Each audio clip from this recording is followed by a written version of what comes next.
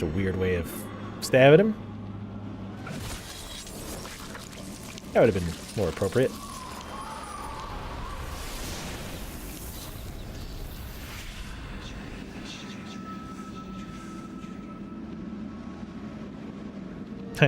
Oh, blood! I always pass out at the sight of blood. Uh-oh. Sister just like, screw this noise. Well, the brother and what I think is Enra are gone. There's a hellacious invisible wall there. Let's run on back.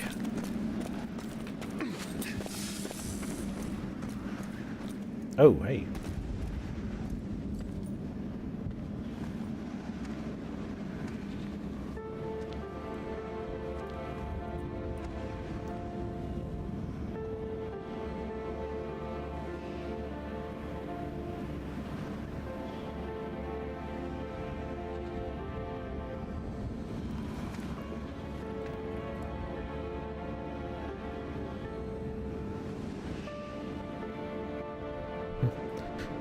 No rain sound effect. Okay, there he goes.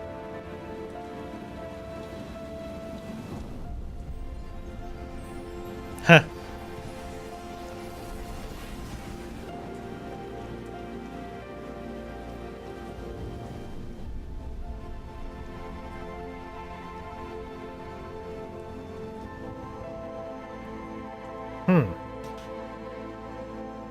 All right, interesting. So yeah, that obviously was Enra.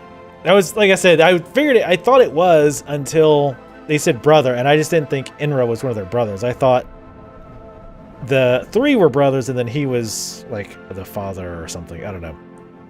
So yeah, this is where I usually give my mini review of the game, kind of my off-the-cuff feelings about the game and all that. Overall, very, very good game. This game has not got enough hype. The combat is a hell of a lot of fun. Graphically, it looks really, really good. All the weapons feel pretty good for the most part. Uzis are definitely too weak, in my opinion. The only thing they're good for is the boss fights. Everything else, well, I guess in killing really weak enemies, it's all right. But anything that has any significant hit points would you'd have to go through so many clips, even with using two of them at the same time. The sword play was a lot of fun. It felt really good. I will say the serious balance issues. The game is too easy overall. I played it on hard, which was the next to the hardest difficulty, I believe. And it was pretty damn easy. We only died a couple times, not including the times where I ended up jumping to my death, trying to find hidden items and secrets. But, sorry, I'm just kind of looking at this flyback on the stage. It's pretty, there's the floating head and the gun. But, yeah, it definitely was too easy. I think a lot of that has to do with the synergy of some of the skills are just broken. In particular, the ability that gives you health on chi attack is incredibly good. By the way, really good job by the voice actors. I think the voice actors did a fantastic job, in particular for Hoji and Lo Wang. But, oh, we're going to zoom back in and see something interesting? I wonder. But, so I'm kind of running through the story in my head. Like, I'm trying to start thinking back to the very beginning, but I probably should just watch it. Watch some of my own videos so I can remember the stuff that happened in the beginning. But yeah, it's just too easy. The health on chi power was incredibly good. Circle of Steel was damn good. And when you combine those two things, depending on the situation, you could get almost all of your health back. I mean, not all of it, like 3/4 of your health. Oh, here's the head again. You get like 3/4 of your health back. It's insane. And if you build for survivability, it's very difficult for them to kill you. Again, until very end there, where we got that insane gauntlet of enemies. So we didn't, I don't even know how many, I wonder how many times we died total this whole playthrough, not including falls to my death. I would say less than 12, maybe 15, maybe 15. And half of those were on the next to the last stage. I don't think we died on a boss at all. I don't think. Wait, George Broussard was the project lead? Oh, that's the original. I was going to say, what the? This game was good and George Broussard had something to do with it? But, yeah, I really, really like it. The story was more in-depth than I was expecting. Oh, she's gone. It's just Lo Wang standing there. Or is it? I was going to say it kind of looks like she's laying there, but I think that was just what's left of Hoji.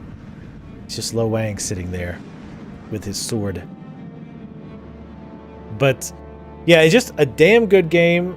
Graphically, music was really good. I thought the humor was cheesy but funny, I thought. And the stage design was pretty good. It wasn't very open like the old games were. There was parts that felt more open than others, but that was mostly near the beginning. Later on, it definitely felt a bit more linear, though there's some exceptions. But yeah, overall, I would give out of 10, where 10 is great, 5 is a mediocre game, and 1 is unplayable. I would give this game, oh man, I'd give it an 8.5. The boss fights were really weak. They were way too samey. They felt very contrived. So and they were just too easy. They were just easy and they were tedious. I mean, it could have been worse. They could have been hard and tedious. That's a bad combination. But they were just too easy and tedious. They took way longer than they should have, and there was no real danger of dying if you built your character a certain way. So that's a big negative in my opinion. Later on, like that one enemy, the charge enemy, I felt was pretty cheap. I totally like the idea of the enemy that charges, you have to dodge, and they hit a wall, and you hit them in the back because that's where the weak spot is. But their hit points were through the roof. They could turn on a dime, and like many things in this game, it seemed to hit you when it should have missed you. The hitboxes in this game, the hitboxes and the collision boxes, there's some weirdness going on there. A lot of times I was trying to run up right on top of enemies, like if I used the water fount skill where they're hovering in the air, I would try to run up on them, but I'd hit a collision before I was really that close to them, which caused some weird perspective issues. And a lot of times an enemy would melee at you and look like he's much too far away, but you'd get hit. That happens a lot, or some kind of ability goes off and it looks like he should miss you, but it hits you. And that seemed to be a pretty common theme throughout the game. I kind of learned to deal with it and just kind of got used to the fact that it was larger than it should have been. Though it does seem to work both ways to an extent. It seems like, especially with Circle of Steel, it seemed like the range was way larger than it should have been, which, of course worked out in our favor. But yeah, those are the big negatives. The boss fights, the not being quite a little bit too easy due to balance issues. There was definitely some bugginess, some little wonkiness, like the head with the gun thing. I mean, unless that's some kind of intentional reference to something that I missed, I don't know. But yeah, I think that was, but that's all. Like I don't understand why this game is not getting enough props. It's got that old school, hectic, lots of enemies, bloody carnage fight feeling to it. You don't have that stupid health regen. You've got to manage your ammo to an extent. You can buy ammo, of course, but it's been modernized in a good way, where you get the upgrades. You can buy the weapon upgrades, the chi upgrades, and the skill upgrades. So it feels like you're getting stronger as you progress, right? So I think it was just really well done.